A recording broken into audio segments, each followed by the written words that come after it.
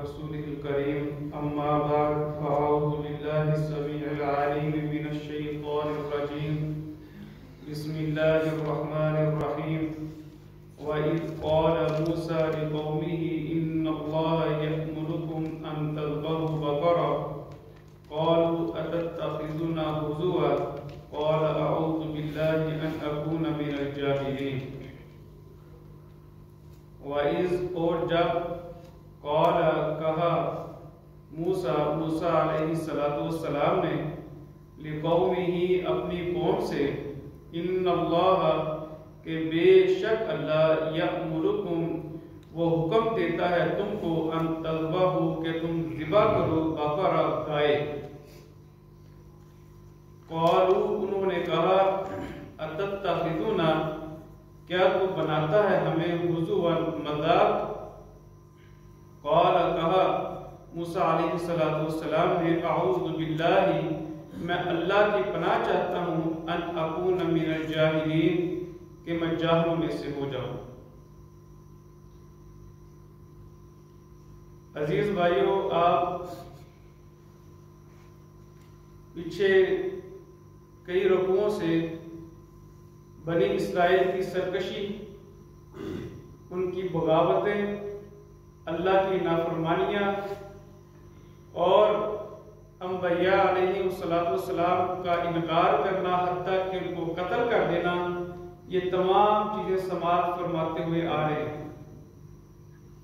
آج کے سبق کے اندر بنی اسرائیل کے مزید ان کی کیفیات اور ان کے مزاج کو اللہ رب العالمین نے بیان کیا ہے۔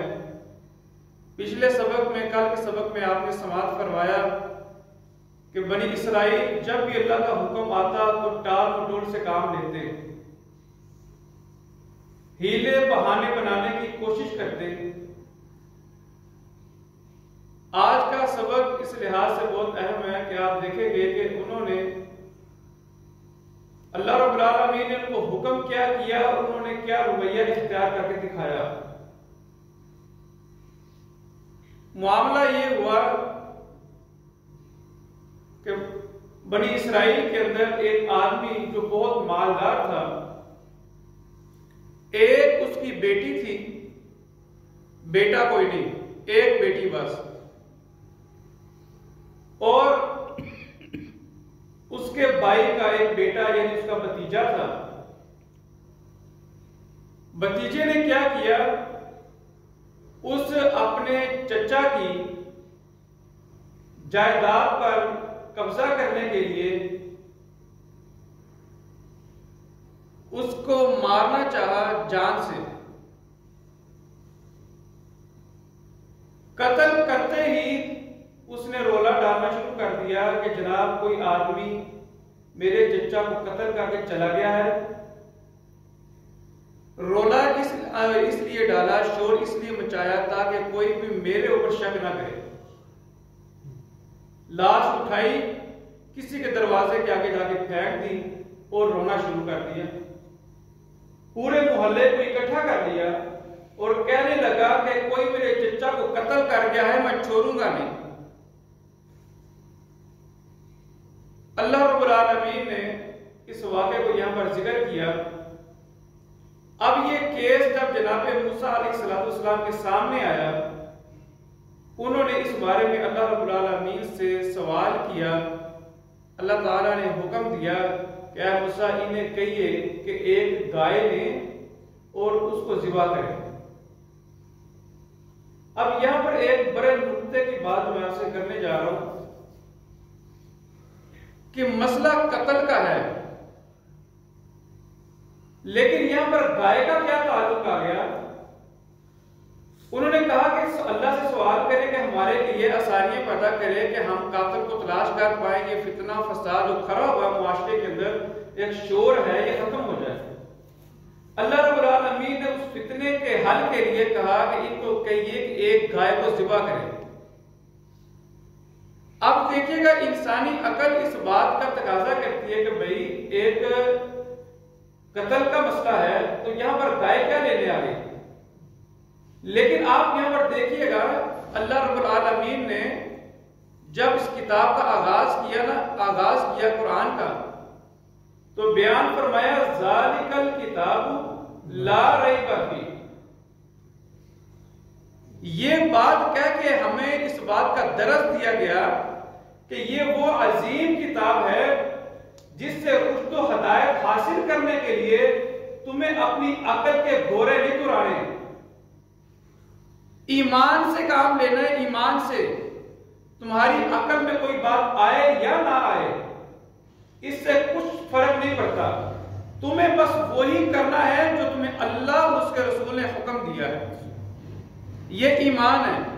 آپ دیکھیں سورہ فاتحہ ہم پڑھتے ہیں، سورہ فاتحہ ایک سلیم الفطرت انسان کی آواز ہے جو اللہ نے بیان کی ہے۔ وہاں پر الحمدللہ رب العالمین الرحمن الرحیم مالک یوم الدین، یہ تین چیزیں اللہ اور اس کے لیے شکریہ کے جذبات اور قیامت پر ایمان، یہ تین چیزیں وہ ہیں جو انسان کی عقل بذات خود تسلیم کرتی ہے۔ یہ تین وہ اہم چیزیں ہیں جو پیچھے بھی بیان کیا تھا، لیکن انشاءاللہ آئندہ بھی کبھی موقع ملا اس کو ذکر کریں گے۔ لیکن آگے جب آتا نا اہدنا الصراط المستقیم، اے اللہ مجھے سیدھی راہ دکھا، اب یہاں پر معاملہ یہ کہ انسان کی عقل جو ہے نا وہ آگے انسان کو راہ حق دکھانے کے لیے کافی نہیں ہے۔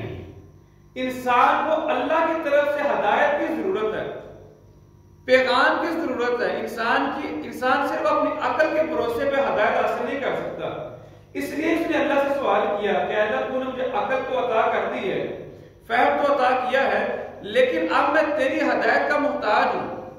اللہ کی دی ہوئی عقل انسان کو یہاں تک لے کے آئی ہے کہ انسان اب اللہ سے سوال کر رہا ہے کہ اللہ مجھے سیدھی راہ کی توفیق نصیب فرما، ایک سیدھی راہ دکھا اور دوسرا اس پر چلا، یہ دو الگ الگ چیزیں ہیں۔ اب یہاں پر دیکھیں کہ اللہ رب العالمین نے حکم دیا کہ آپ گائے کو ذبح کیجیے، تو انہوں نے کہا کہ اے موسیٰ کیا تو ہم سے مذاق کر رہا ہے کہ ہم ایک قتل کا کیس لے کے آئے ہیں اور آپ ہمیں کہہ رہے ہیں کہ ایک گائے کو ذبح کیجیے۔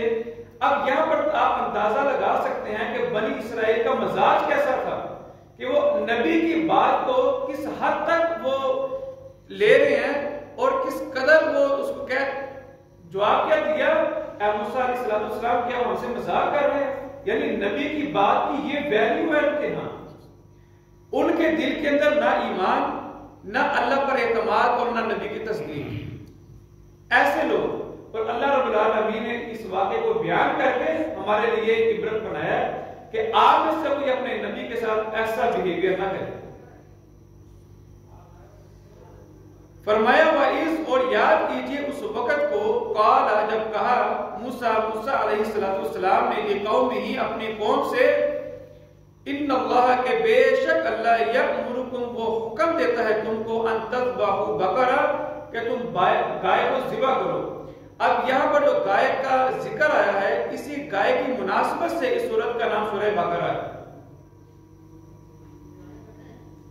اور یہاں پر جو لفظ استعمال ہوا ہے ذبح کہا جاتا ہے۔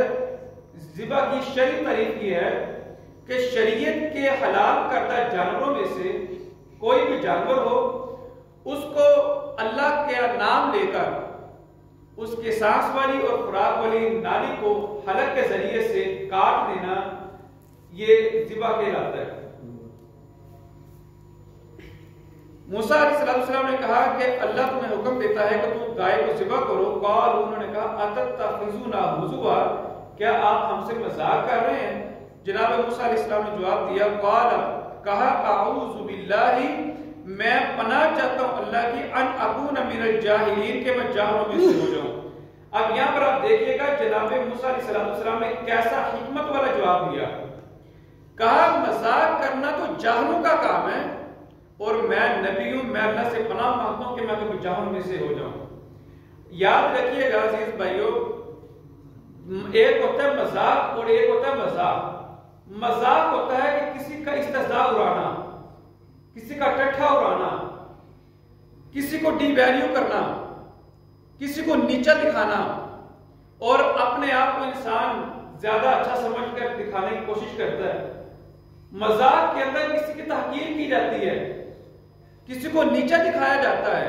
اسلام کے اندر ایسا رویہ اللہ رب العالمین کو کسی صورت پسند نہیں ہے. دوسری طرف مزاح ہے. مزاح کہا جاتا ہے کہ آپ اپنے کسی مسلمان بھائی کو خوش کرنے کے لیے، راضی کرنے کے لیے، ہنسانے کے لیے کوئی ایسی سچی بات کرتے ہیں جس سے وہ مسکرا پڑتا ہے، خوش طبعی پیدا ہو جاتی ہے.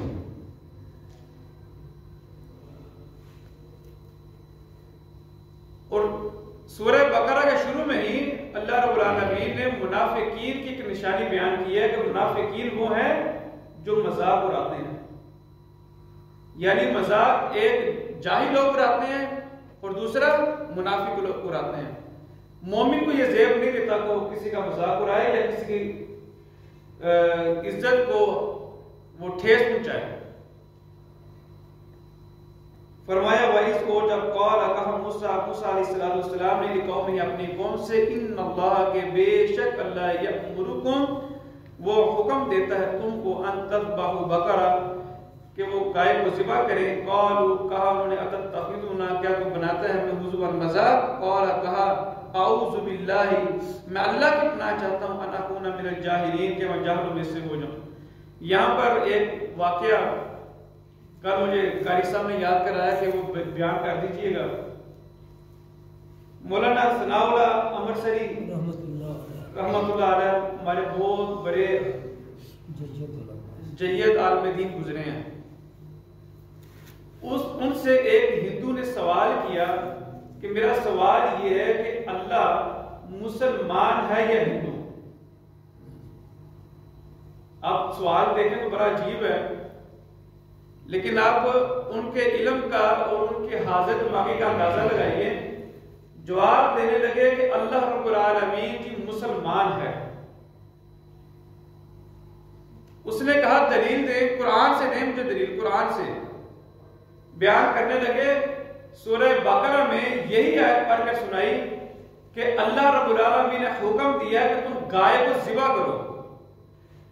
مسلمان گائے کو ذبح کرتے ہیں اور ہندو گائے کو ذبح کرتے نہیں ہیں.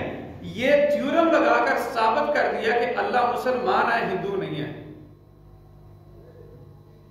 تو یہ ہمارے علماء تھے جو مناظر بھی تھے اور جنہوں نے بڑے بڑے کام کیے ہیں. اللہ رب العالمین ان کی قبر کو جنت کا باغ بنائے. ریوائز کر لیں. وَإِذْ اور جب قال کہا موسیٰ علیہ السلام نے لقومہ اپنی قوم سے ان اللہ بے شک اللہ یأمرکم وہ حکم دیتا ہے تمہیں ان تذبحوا کہ تم ذبح کرو بقرہ گائے. قالوا انہوں نے کہا اتتخذونا کیا تو بناتا ہے ہمیں ہزوا مذاق. قال کہا اعوذ باللہ میں پناہ مانگتا ہوں اللہ کی ان اکونا کہ میں ہو جاؤں من الجاہلین جاہلوں میں سے. وَإِذْ اور جب قال کہا موسیٰ علیہ السلام نے لقومہ اپنی قوم سے ان اللہ کہ بے شک اللہ یأمرکم وہ حکم دیتا ہے تمہیں ان تذبحوا کہ تم ذبح کرو بقرہ گائے. قالوا انہوں نے کہا اتتخذونا کیا تو بناتا ہے ہمیں ہزوا مذاق. قال کہا موسیٰ علیہ السلام نے اعوذ باللہ میں اللہ کی پناہ چاہتا ہوں ان اکونا کہ میں ہو جاؤں من الجاہلین جاہلوں میں سے.